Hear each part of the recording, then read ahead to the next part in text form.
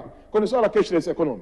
Na nikupongeze Mheshimiwa Waziri, naona mlengo wako na maono yako ni kwamba nchi lazima tuhamie kwenye cashless economy. Na ndio ilivyo. Kuna wakati mwingine nizungumza hapo, ukienda Rwanda tu hapa kwa majirani zetu, ukitoa cash mfukoni wanagundua kwamba ni mgeni, sio Mtanzania na sio Mnyarwanda.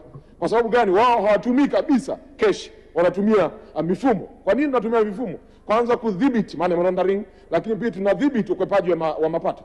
Lakini pili tunadhibiti rushwa.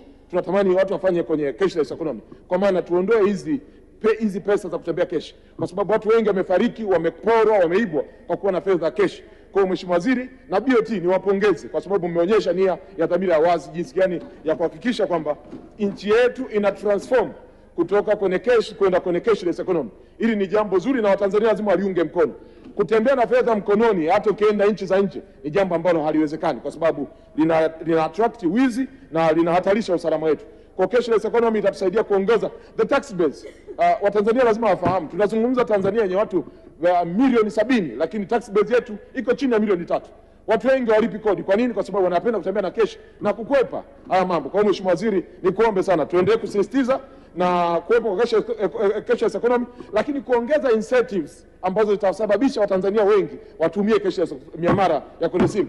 Kama hatuna incentives italeta shida kwa sababu assurance ya usalama iwepo. Na ndio maana pia moja kati ya hoja yangu ilikuwa hapa ndani, assurance ya internet kwenye nchi yetu ili hizi transactions zifanyike ni lazima assurance ya internet nchi yetu iweze kupatikana kwa wakati. Ndio maana nilileta hoja ile ya satellite. Lakini mwisho kabisa Mheshimiwa Waziri, ni kuombe kwamba tunaenda